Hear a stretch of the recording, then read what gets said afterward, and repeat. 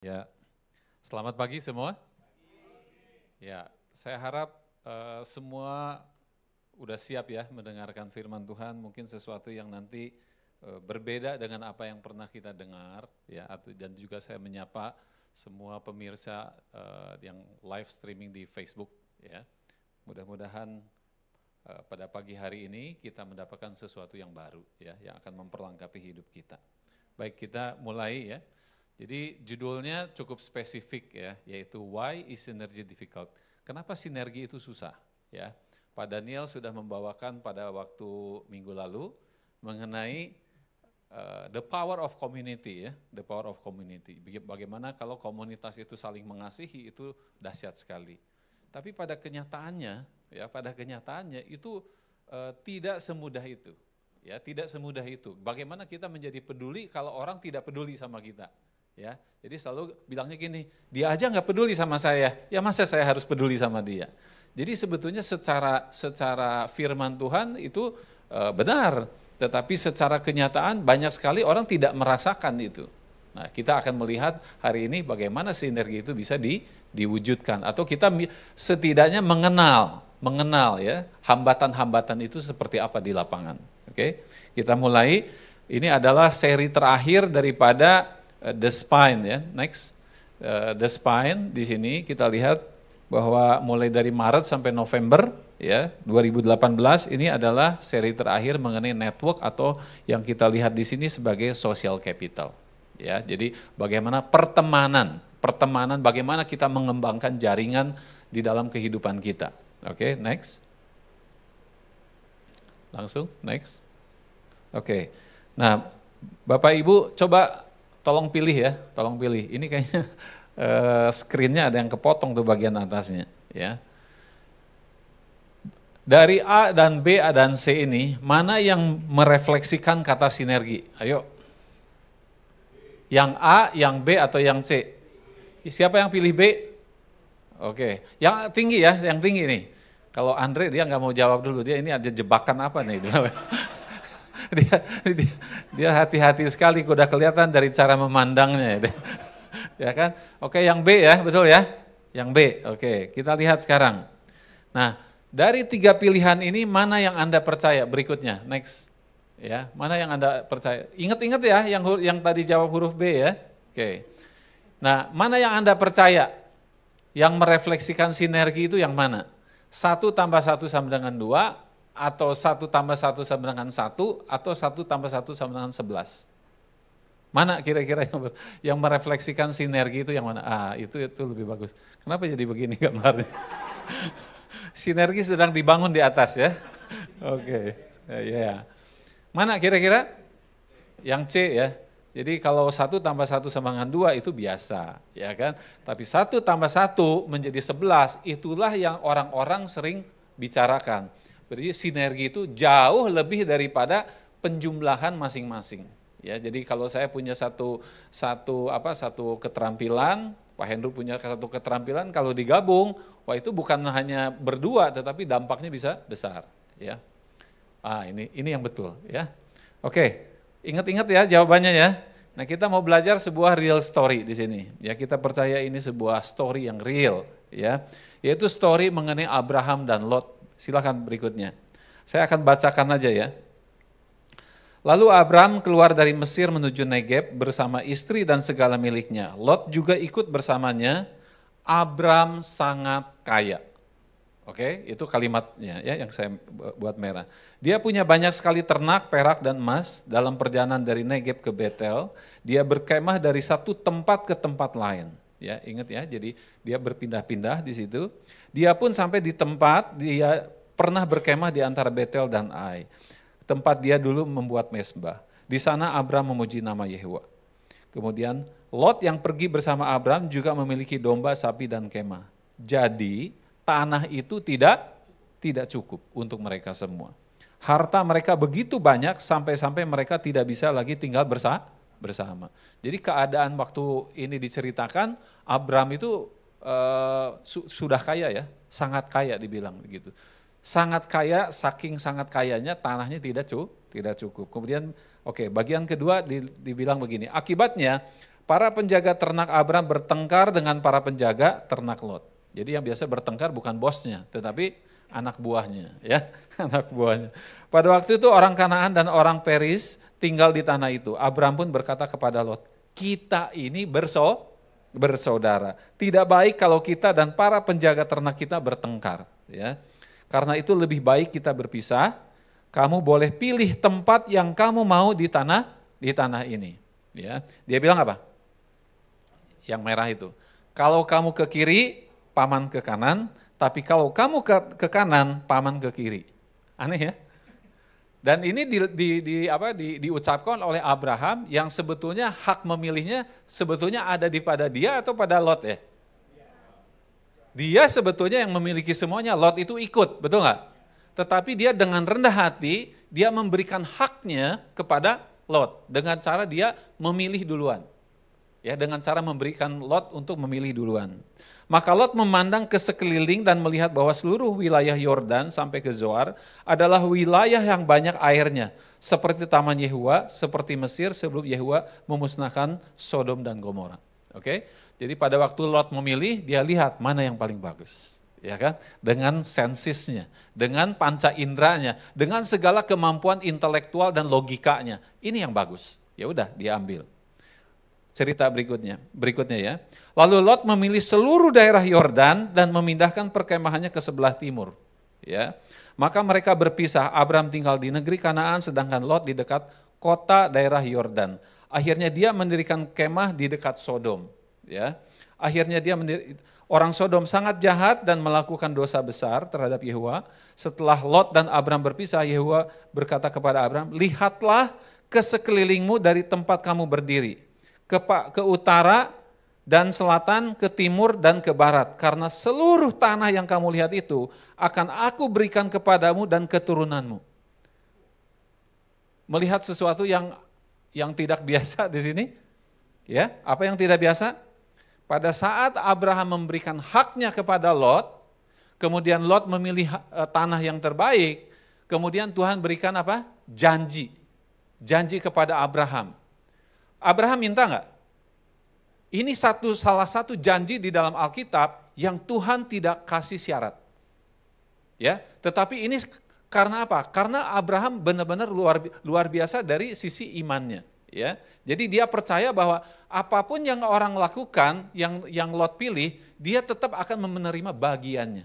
Jadi dia tidak ada iri hati, ya, tidak ada iri hati di sini. Dibilang begini, karena seluruh tanah yang kamu lihat, kalau tadi Lot ya, waktu Lot, dia pilih dulu, dia lihat mana yang bagus, dia ini. Tapi kalau janjinya Tuhan kepada Abraham apa? Apa yang kamu lihat di sini, itu aku akan berikan kepadamu. Dahsyat ya? Jadi bukan siapa yang punya hak. Pada saat kita menyerahkan hak kita, Tuhan akan menggantikan kepada kita.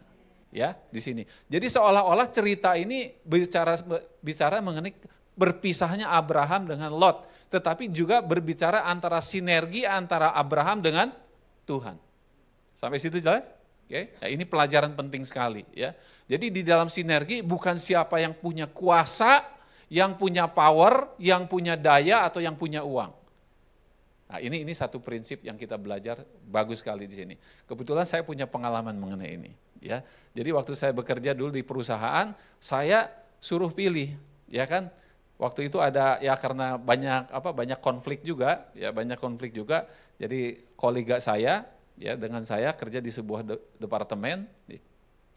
Nah, biasa, ya kan sering konflik gitu, ya sering konflik. Anak buahnya sering konflik juga gitu ya. Nah, kalau saya jadi pusing tiap kali meeting, ya ada keputusan, dia tidak melakukan apa yang seharusnya dia lakukan. Jadi saya kan pusing ya. Akhirnya saya ingat cerita Abraham dan Lot ini. Nah, satu hari atasan saya bilang begini, kamu pilih dong anak buah kamu nih supaya enggak ribut nih, ya kan? Saya ingat persis cerita ini sehingga saya ngomong gini, biarkan dia yang memilih dulu, saya bilang, saya ambil sisanya. Kemudian yang dia pilih kok sama kolega saya ini levelnya manajer, ya kan? Yang tersisa adalah ukurannya hanya staff gitu. Dan saya bilang, gak apa-apa, saya ambil yang staff ini. Setahun kemudian tim saya berkembang kira-kira 12 orang dan orang ini resign. Ya, Jadi tidak segera serta-merta itu berdampak, tetapi kalau kita pegang janji Tuhan dan dari sekalipun kita berbuat salah, Tuhan akan berikan itu kepada kita. Oke, ini satu pengalaman ya. Karena itu saya ingat banget ini cerita ini. Sampai hari ini ya. Kalau saya suruh milih, saya selalu bilang Anda dulu deh yang milih, saya ambil sisanya. Nah, karena apa? Ini sudah menjadi rema, sudah menjadi bagian daripada prinsip hidup saya gitu ya. Mudah-mudahan kedepannya begitu terus ya. Oke, aku akan membuat keturunanmu sama banyaknya dengan butir-butir debu di tanah. Jadi kalau ada yang bisa menghitung butir debu itu di tanah, barulah keturunanmu bisa dihitung. Artinya apa? Tidak bisa dihitung saking banyaknya. Sekarang jelajahi seluruh negeri ini karena aku akan memberikannya kepadamu. Nah ini yang ayat 18 ya, yang luar biasa. Maka Abram terus memindahkan kemahnya dari satu tempat ke tempat lain. Jadi Abraham tidak tinggal diam, walaupun dia sudah dapat janji dari Tuhan, dia tetap berpindah dari satu tempat ke tempat lain. Di bagian pertama dari firman ini, dia katakan apa? Dia juga berpindah dari suatu tempat ke tempat lain. Jadi behaviornya, tingkah lakunya sama enggak? Sama. Ya, jadi bukan berarti karena udah ada janji Tuhan kita jadi diam, tunggu berkat Tuhan. Enggak, kita kerja ya tetap kerja. Ya, kita tetap berhubungan dengan orang lain, tetap berhubungan dengan orang lain. Ya, tetapi yang membedakan adalah prinsip atau filosofi atau cara Abraham berpikir ini. Ya, oke. Nah kita lihat. Jadi secara singkat yang kita mau lihat di next slide di sini. Ini yang kita dapatkan dari Abraham. Ya, satu prinsip, kalau kamu pergi ke kiri, aku ke kanan dan sebagainya. Nah, kalau kita lihat cerita ini, berarti mana yang kira-kira bisa merefleksikan sinergi dari cerita Abraham ini? Yang A, yang B, atau yang C? Hah? Kalau kamu ke kiri, aku ke kanan. Kalau kamu ke kanan, aku ke kiri. Hah? Yang mana? Yang A, yang B, atau C? Hah? C ya? Ada yang pilih A? Satu ke atas, satu ke bawah. Oke, udah lanjut ya, nggak apa-apa, biar bingung. Ya kan, biar bingung. Ada jebakan Andre, udah gini aja lihat sama saya. Oke, pertanyaan berikutnya, apa yang diperlukan untuk bisa sinergi? Ya, jadi kita harus punya modal. Nah modalnya itu sudah firman Tuhan itu sudah berikan.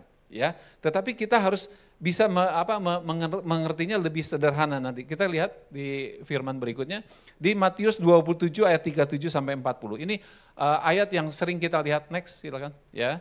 Kasihilah Tuhan Allahmu dengan segenap hatimu dan sebagainya. Dan terakhir dibilang, kasihilah sesamamu manusia seperti dirimu sendiri. Jadi ada berapa bagian di sini?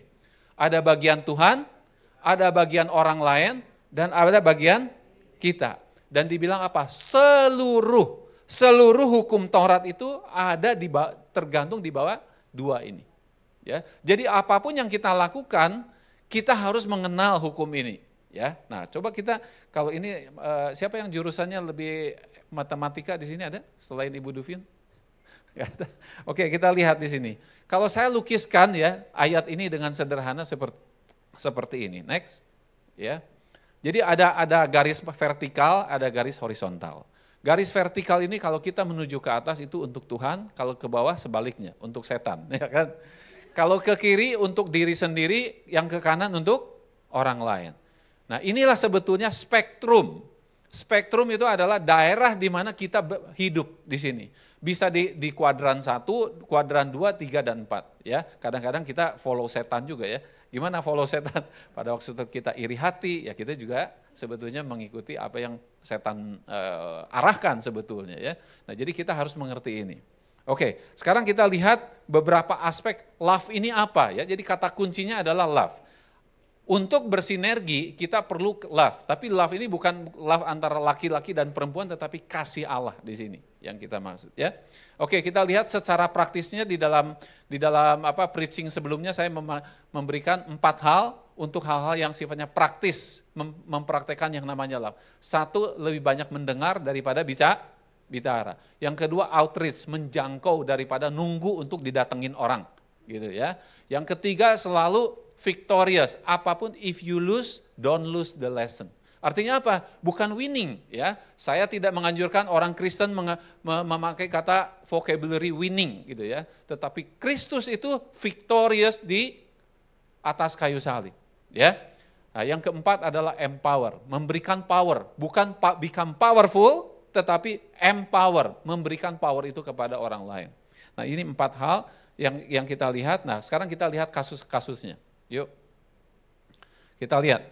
Next. Nah, ada orang yang hidupnya seperti garis biru itu. Untuk Tuhan terus gitu ya, untuk Tuhan. Dia bergumul sama Tuhan. Tetapi dia nggak pernah bergaul dengan orang lain, dia juga tidak memperhatikan dirinya sendiri. Betul nggak? Itu ekstrim yang nomor pertama. Yang berikutnya yang merah itu untuk setan. Ya kita nggak usah bahas lah ya itu ya. Nggak usah bahas. Oke, yang berikutnya. Nah, supaya kita bisa mengerti ya, Yakobus 3 ayat 16 mengatakan begini. Ya, sebab di mana ada iri hati dan mementingkan diri sendiri, di situ ada kekacauan dan segala macam perbuatan jahat. Nah, ini adalah salah satu ayat kunci kita mengerti kenapa sinergi itu sulit. Karena ada sesuatu yang di dalam hati manusia yang tidak kelihatan, tetapi itu menjaga kita untuk tidak bisa bersatu dengan orang lain. Yang namanya apa? Iri hati. Saya sedang connect sekarang dengan satu pengusaha ya di dalam 3 minggu terakhir ini ya. Pokoknya apa yang dia lakukan dia selalu oke gitu ya kan. Dan bisnisnya macam-macam. Mulai dari yang ya saya nggak sebutkan bisnisnya ya, tapi banyak sekali bisnisnya. Nah, kemarin malam waktu saya telepon sama dia mengakui, saya bagikan ayat ini. Saya bilang kita bisa aja mau bisnis ini, tetapi saya bagikan ini. Kita harus cek, apakah bisnis ini sebuah jebakan atau sebuah kesempatan. Walaupun dia banyak uang, akhirnya dia mengatakan gini, betul Pak Hengki, saya bilang, saya bisa menerima sekali apa yang Pak Hengki bilang. Padahal saya udah berdoa hampir kira-kira seminggu ya. Kapan saya bisa ngomong ini gitu ya? Kalau enggak kan orang bisa enggak enak, tapi kalau pas timingnya Tuhan bekerja pasti itu positif hasilnya. Dia bilang, kemudian dia cerita satu bisnis dia gitu. Di mana pada saat itu ya dia melihat kok rame banget. Kemudian dia bilang waktu si pegawainya buka laci, uangnya banyak banget dia bilang gitu ya. Akhirnya dia bisnis itu dan berhasil. Tetapi karena dia tidak bisa maintain, akhirnya dia tutup juga gitu. Ya, nah yang saya mau katakan begini, kadang-kadang kita mengatakan, oh ini tuh dari Tuhan, gitu ya. Padahal yang ada adalah sebetulnya self ambition. Di dalam bahasa Inggrisnya, di situ di bagian bawah, mementingkan diri sendiri itu dikatakan sebagai self ambition. Kita nggak tahu loh, beda sekali bisa beda tipis antara ambisi pribadi dengan Tuhan, gitu. Ya, itu oke. Nah kita lanjut ke kasus berikutnya. Nah jadi yang di sini adalah yang merah adalah untuk diri sendiri ya, dia nggak mau Tuhan, orang ateis dia nggak mau apa yang namanya Tuhan, dia nggak mengakuinya ya. Dia pokoknya hidupnya mengejar diri sendiri ya. Kalau yang kanan apa? Untuk orang lain, dia nggak perhatiin diri sendiri ya. Banyak orang seperti itu juga loh dalam pelayanan ya. Pokoknya untuk orang lain, untuk sendiri, pokoknya dia sampai sakit, sampai apa, dia lakukan itu, tapi dia nggak memperhatikan dirinya sendiri. Padahal kalau dalam 2 hukum yang tadi yang saya sebutkan, yang Tuhan bilang apa? Kasihilah orang lain sama seperti kamu mengasihi diri sendiri. Jadi harus ada balancing antara for self sama for others di situ.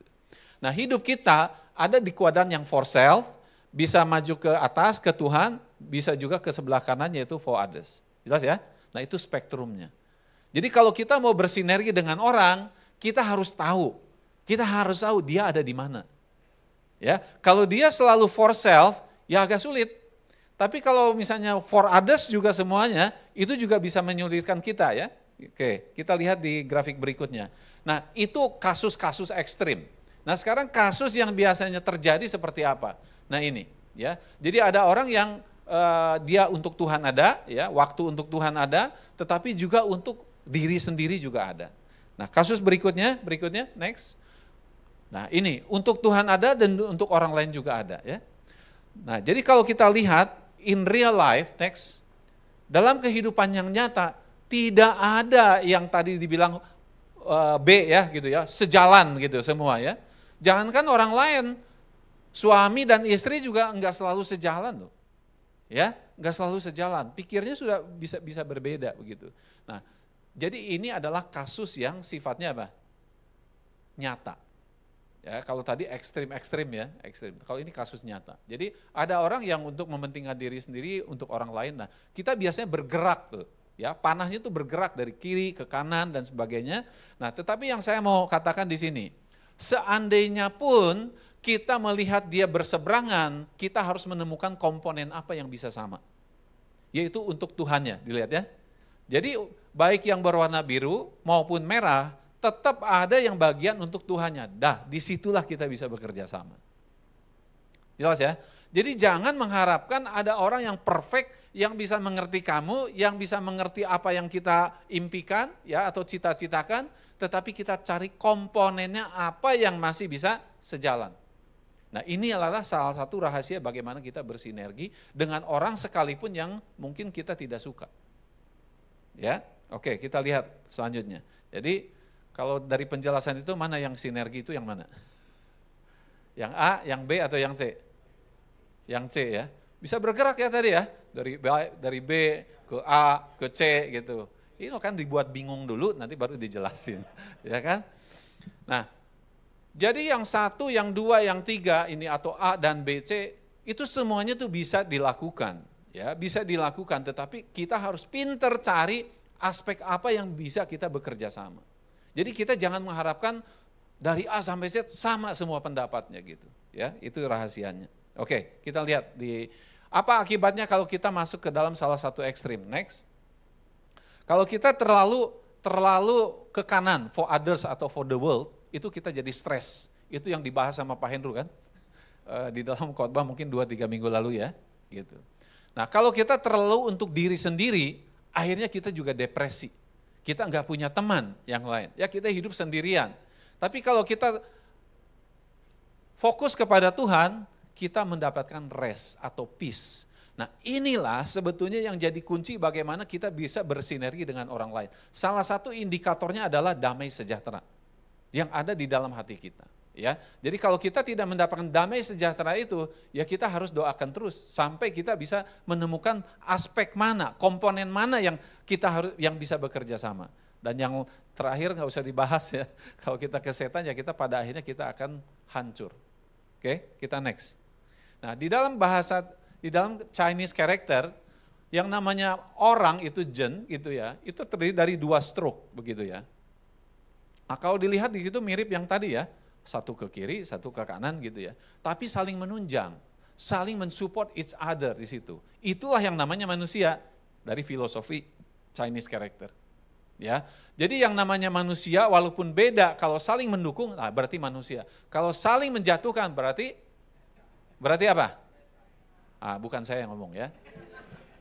Oke, kita lanjut. Nah, jadi why is synergy bukan di dalam firman-Nya yang kita banyak bahas tetapi how. Betul nggak? Ini sebetulnya yang menjadi kunci bagaimana sinergi itu bisa direalisasikan.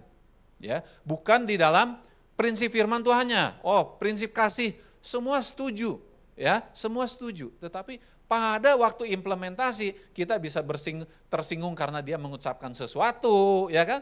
Nah, ini yang kita belum terampil atau yang kita harus asah keterampilan kita di dalam aspek ketiga, ya, yaitu how-nya. Coba kita masuk.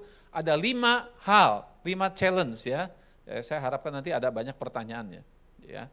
Ada 5 hal di dalam sinergi ini. Yang pertama adalah kemurnian, ya, kemurnian atau purity di sini. Ya. Jadi waktu kita sinergi, sebetulnya kan kita melihat potensi, betul nggak? Potensi bisa kerjasama seperti apa gitu loh. Nah, tetapi ini harus diekspresikan sejak awal. Jadi jangan seolah-olah tidak butuh. Tapi kita dua-duanya harus mengatakan, I need you, ya kan? Kemudian orang itu dia bilang, iya saya juga butuh kamu. Nah itu yang bagus. Jadi dari sejak awal itu lebih terbuka. Jadi motivasi niat kita itu dibuka sejak awal. Ya, nah ini sering jadi masalah. Kenapa? Karena pada waktu awal biasanya ini enggak terbuka. Ya, misalnya gini, saya enggak punya uang, Pak Hendrata punya uang, oh udah kita sinergi. Tapi sambil berjalan ternyata itu enggak bisa jalan terus. Kenapa? Karena ada motivasi yang berbeda. Oh, saya mau memanfaatkan Pak Hendrata misalnya gitu. Nah, ini ya. Jadi yang pertama adalah purity. Ini yang sering kali menjadi kegagalan kenapa kita enggak bersinergi secara jangka panjang.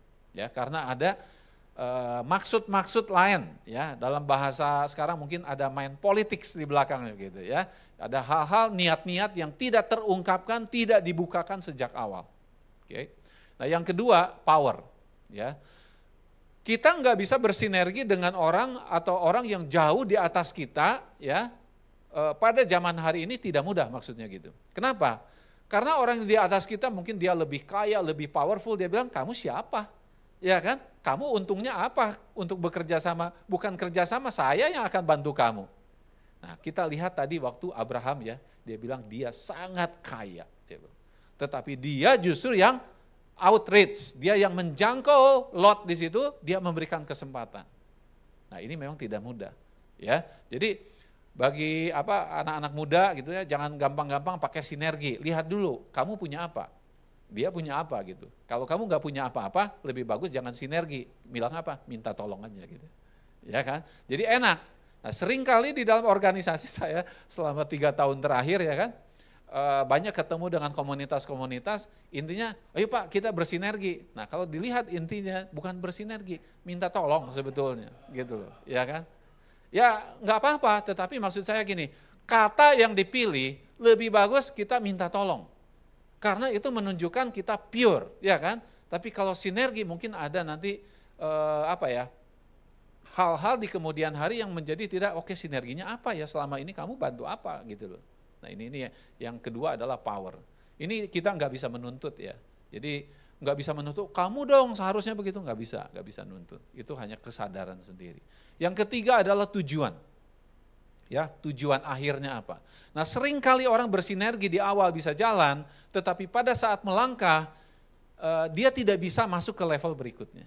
Kenapa? Karena ada tujuan yang berbeda. Ya, yang tadi saya bilang komponennya bisa, tapi kalau itu berjalan seiring waktu, makin lama makin jauh ya, satu ke kiri, satu ke kanan gitu loh. Nah itu yang kita namakan dengan tujuan yang berbeda. Nah yang keempat adalah kebanggaan. Ya, nah tadi dibilang sebetulnya di dalam Yakobus 3 ayat 16 tadi disebut apa? Iri hati, self ambition, itu akan menyebabkan disorder, ya kan, banyak kekacauan di situ. Nah, sama juga dengan pride di sini, ya. Jadi kalau pride misalnya, kalau di corporate nih contohnya ya, di perusahaan gitu, dua perusahaan mau kerjasama. Kalau satu brandingnya jauh lebih terkenal, yang ini enggak terkenal, dia bilang kamu harus lebih banyak bayar sama saya dong, ya kan, daripada saya gitu. Nah ini apa? Karena ada kebanggaan di dalam namanya gitu, identity-nya. Ya, jadi pride itu selalu bicara mengenai ego ya. Nah, ego itu salah satunya adalah di dalam identity. Mungkin dia merasa lebih hebat, lebih terkenal begitu. Nah, ini juga adalah salah satu penghalang bisa bersinergi. Ya. Nah, yang terakhir adalah praise. Siapakah yang mendapatkan pujian? Nah, ini jarang juga dibahas, ya, jarang juga dibahas. Tapi tahu, oh jangan sama dia. Nanti kalau dia begini, dia dong yang nanti jadi lebih dikenal gitu loh, ya kan? Nah ini hal-hal yang sering mengganggu kita bersinergi, ya. Nah sekarang tentu saja kalau kita udah tahu kita harus cari jalan keluarnya ya. Oke, 5P juga ya. Oke, kita lihat. Ini salah satu contoh, saya mau bagikan satu ayat aja dari 5 ya. Kita bahas mengenai yang satu purity, ini bagus banget ya. Next. Yaitu di Yosua 3 ayat 5. Berkatalah Yosua kepada bangsa itu, kuduskanlah dirimu sebab besok Tuhan akan melakukan perbuatan yang ajaib di antara kamu. Bukan dibilang akan melakukan perbuatan yang ajaib untuk kamu. Bukan ya, tapi di antara. Di antara itu berarti sekelompok orang. Dan kita bicara sekelompok, kita bicara mengenai komunitas, ya. Nah, tetapi yang Yosua katakan apa di situ? Kuduskanlah. Apa hubungannya gitu?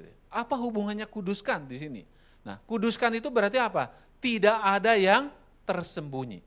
Nah, kita seringkali di dalam komunitas, baik di gereja maupun di tempat kerja, seringkali banyak hal-hal yang kita simpan sendiri. Ya kan? Kita ada sesuatu kekesalan, kita ada sesuatu yang ketidaksukaan gitu, yang tidak terselesaikan.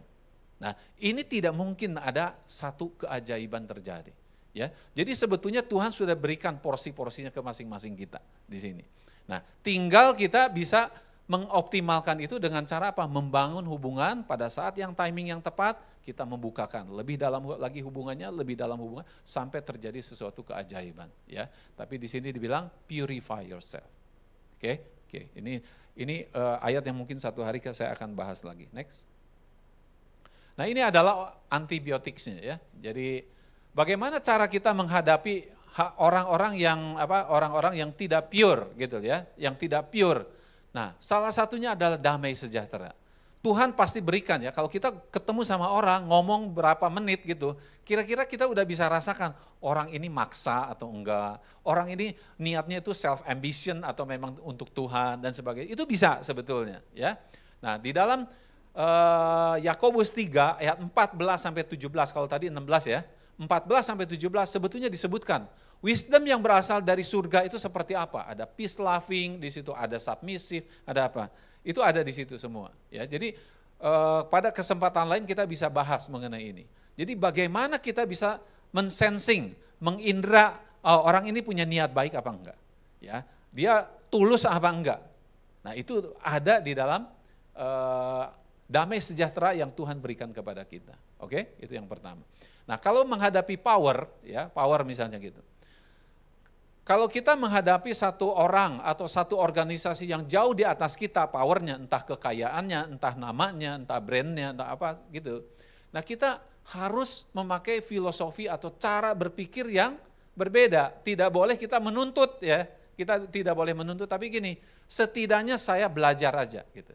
Ya, saya belajar, saya tidak mengharapkan banyak, misalnya gitu. Kalau tidak mau, ya mungkin ini bukan jalannya Tuhan.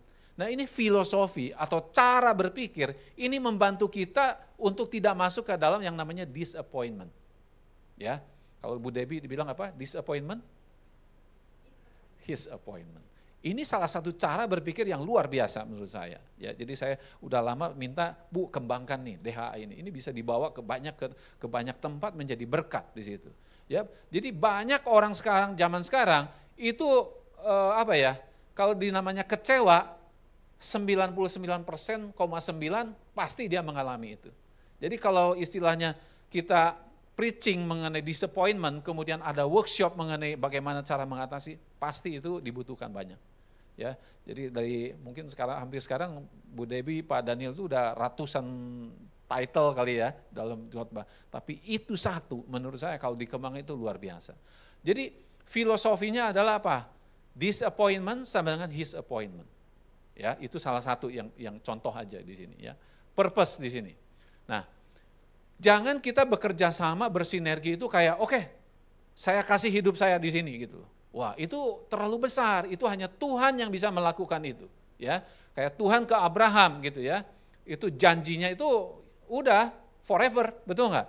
Tapi kita nggak bisa. Manusia itu sangat terbatas. Jadi cara yang paling aman adalah memakai namanya period. Period itu apa? Oke, kita jalan setahun dulu ya. Nanti setelah setahun kita evaluasi lagi. Itu cara yang lebih bijaksana. Daripada kita mengharapkan, oke, saya dapat mimpi dari Tuhan, oke, saya akan di sini misalnya gitu, ya, atau kerjasama dengan Anda. Itu akan membunuh kita. Walaupun kita yakin firman Tuhan mengatakan apa? Ujilah segala sesuatu. Ya, walaupun itu sebuah revelation buat kita, tapi kita tetap harus uji. Bagaimana cara mengujinya? Secara periodik. Artinya apa? Oke, kita sinergi 3 bulan dulu, atau 6 bulan dulu, atau setahun dulu gitu. Nah, jadi dari situ kita benar-benar damai sejahtera dan kita tidak dikendalikan. Ya, kalau kita bekerja sebagai orang yang sangat powerful, dia sebetulnya punya kecenderungan untuk mengendalikan kita. Ya, nah untuk mencegah itu, makanya kita harus ada termin kalau di dalam bahasa kontrak ya, Pak Michael betul ya, ada terminnya. Nah, kita pakai termin itu. Jelas sampai situ? Ya, oke. Yang keempat, namanya pride. Ya, nah pride ini bicara mengenai kebanggaan, ya kebanggaan. Itu yang kadang-kadang kita menghalangi kita untuk bisa kerjasama dengan orang lain. Ya, bagaimana obatnya? Bagaimana cara menanganinya? Nah, yang namanya adalah prioritas. Ya, jadi prioritas itu artinya begini. kita walaupun punya kebanggaan, tapi kita bisa tetap masuk bersinergi dengan orang, dengan cara kita kasih prioritas dulu, kita kasih kesempatan dulu, gitu ya. Dan ini tidak usah istilahnya karena gini kita harus percaya begini, Tuhan memberikan berkat kepada semua orang, percaya ya. Jadi apapun prestasi hidup kita, kita tidak bisa mengatakan this is all, ini semuanya, ini saya sudah mencapai semuanya gitu. Nah itu tidak boleh seperti itu, karena apa? Banyak hal, banyak kasus di mana Tuhan memberikan hikmatnya kepada orang yang dianggapnya bodoh oleh dunia ini, betul nggak? Jadi kita tidak bisa meremehkan siapapun. Misalnya kalau dengan apa sih siapa mungkin dia nggak bisa, tapi dia mungkin punya informasi yang begitu penting untuk kita bisa berhasil. Ya, jadi ini yang kita harus mendapatkan mengatakan namanya prioritas. Ya, Yang terakhir adalah praise. Ya, nah itu juga kita harus menghadapi dengan prinsipnya gitu. Ya, nah bagaimana kita mengatasi rasa iri, ya kan? Atau misalnya wah dia yang dapat pujian gitu. Nah kita harus punya satu prinsip gini. Segala sesuatu di bawah kolong langit ini ada waktunya.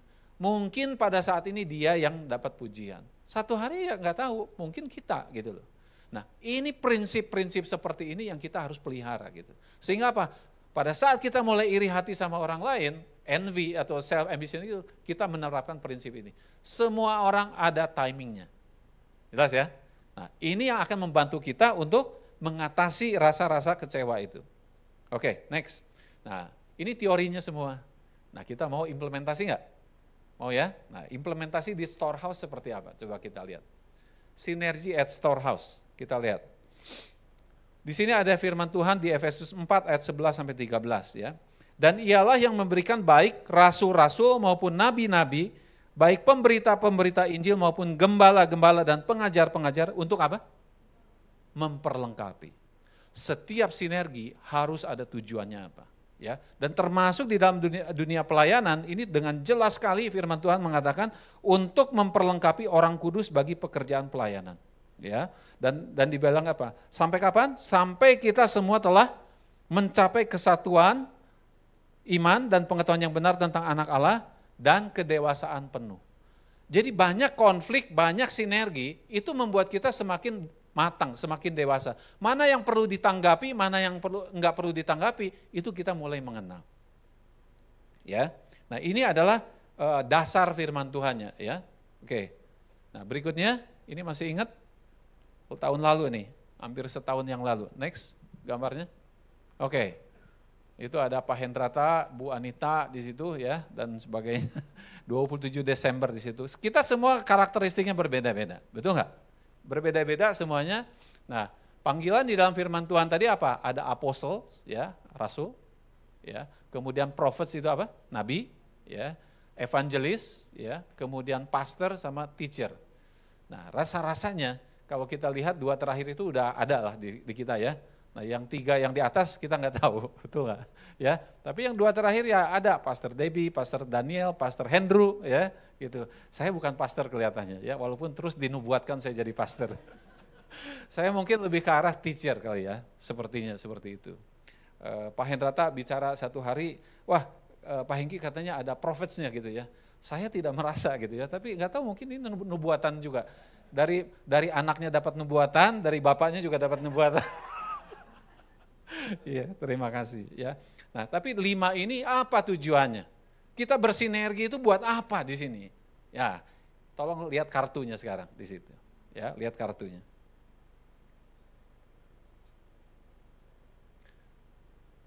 Jadi di dalam kartu itu apa? Ujung-ujungnya to grow youth. Betul nggak? Jadi kita bersatu ya, yang tadi 8 orang itu untuk membantu para jemaat di sini untuk berkembang ya, terutama untuk kaum anak muda. Betul? Oke, jadi setuju semua. Nah, jadi kita bikin program selama 7 bulan ini ya, selama 7 bulan. Next. Yang kita namakan dengan belum persembahan ya, belum.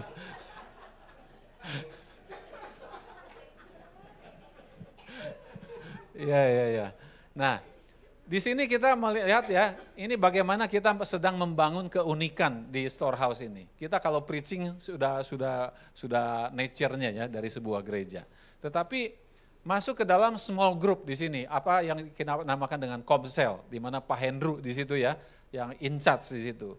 Nah kemudian kita sedang mengembangkan lagi yang kita sudah mulai minggu lalu adalah one on one. Nah ini adalah bagaimana kita bisa memfasilitasi Bapak Ibu semua, ya termasuk anak-anak muda di sini, untuk terus berkembang gitu ya. Jadi nggak cukup hanya preaching, tetapi juga komsel ada di situ, dan ada juga one-on-one service. Oke. Nah, apa sih impact-nya kalau kita lakukan ini? Kita akan menemukan hal-hal baru yang kita nggak pernah dengar sebelumnya. Ya. Nah, kita lihat sekarang satu testimoni ya dari Miss Shelly Barus. Ada nggak Miss Shelly Barus di sini? Lagi ngajar ya. Oke, kita lihat videonya. Apa hasilnya sesudah one on one ini dilakukan? Yang mungkin kita belum pernah dengar. Suaranya tolong. So much light now, karena tadinya pola pikir saya pikir itu sudah yang paling baik. Ternyata hari ini saya diajari lagi bahwa oh ternyata apa yang saya pikir selama ini baik belum yang terbaik. Ini ada blind spot ya, jadi bagaimana menemukan blind spot di dalam one on one itu. Pelajaran tentang filosofi mengajar tadi.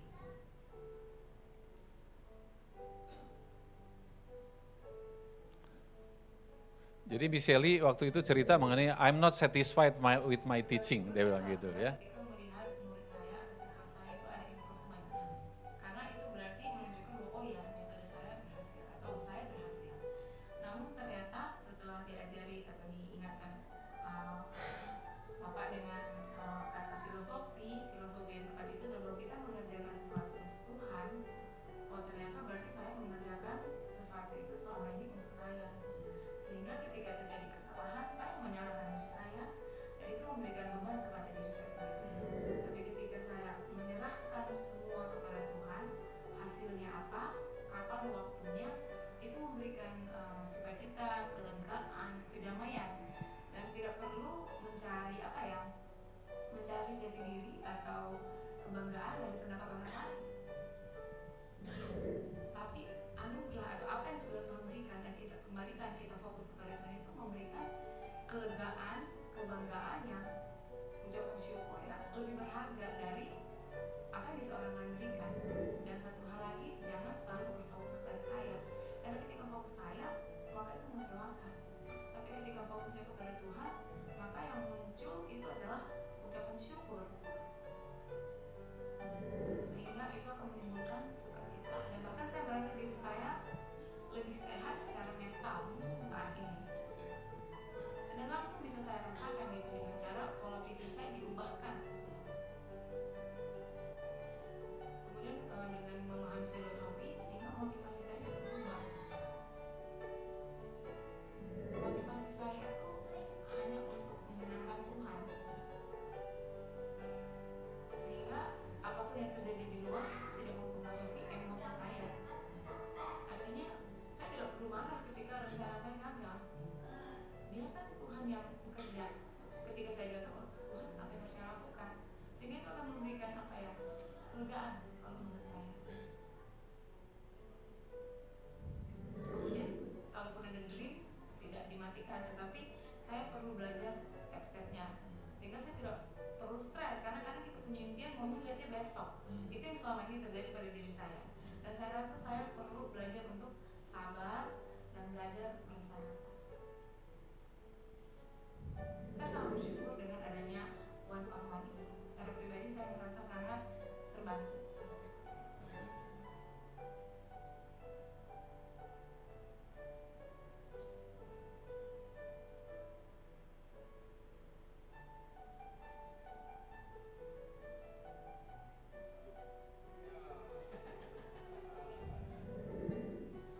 Oke, itu penerapannya ya, listening ya.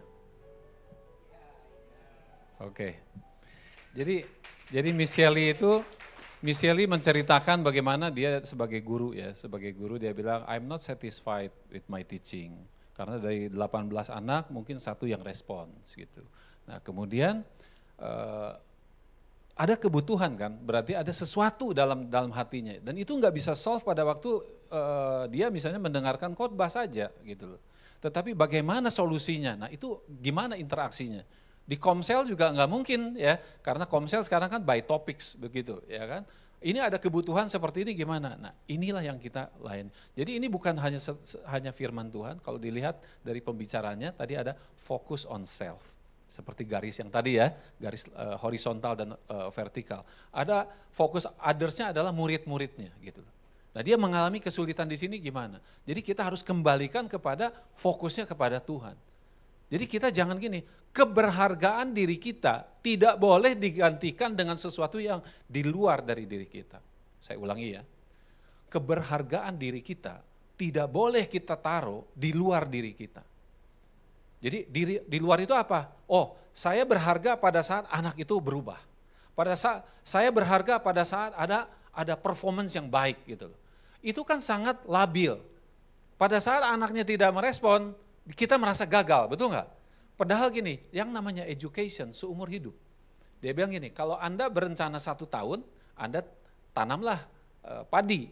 10 tahun, tanamlah pohon. Tetapi seumur hidup, Anda educate people. Jadi saya bagikan kepada Miss Elly adalah, kamu tahu nggak filosofinya ngajar itu apa? Filosofi ngajar itu kita menabur, gitu loh. Kita nggak usah ditentukan sukacita kita dari respon anak-anak.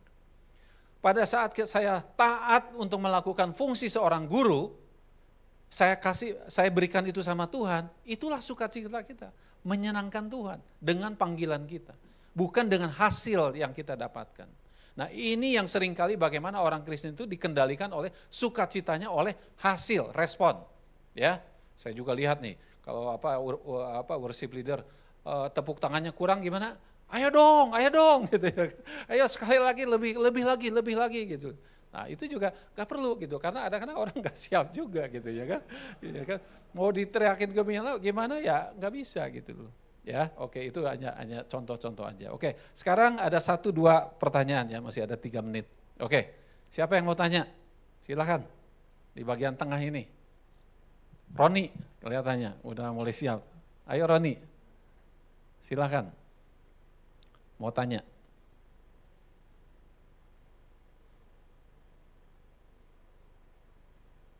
Udah? Ada?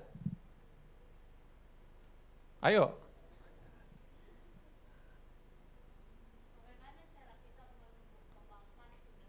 Oke, nah itu bagus ya. Kasih tepuk tangan dulu dong. Ini satu perjuangan ya untuk bertanya. Bagaimana kita menumbuhkan sinergi ya. Nah, step pertama adalah gini. Kenali apa yang kita punya. Ya, kenali apa yang kita punya. Apa yang kita punya? Ada 7 yang kita punya. The spine itu, kita punya waktu.